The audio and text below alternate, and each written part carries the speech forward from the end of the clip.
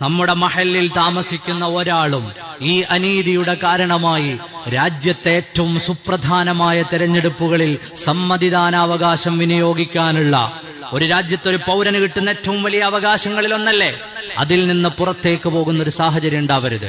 അതിനുവേണ്ടി നാട്ടിലെ യുവജന സംഘടനകൾ മുന്നിട്ടിറങ്ങണം. യുവാക്കൾ മാത്രമല്ല, കാരണവന്മാർ മുന്നിട്ടിറങ്ങണം.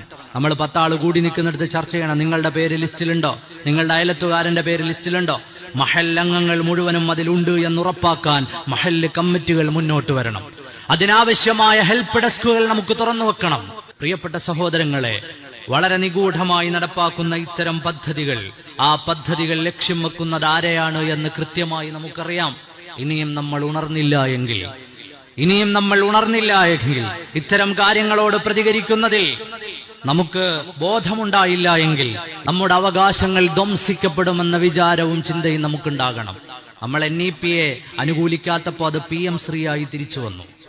അതുപോലെ നമ്മൾ NRC അനുകൂലിക്കാതെ വന്നപ്പോ അത് പുതിയ വോട്ടേഴ്സ് ലിസ്റ്റിലെ SIR ആയി കറങ്ങി വരുന്നു.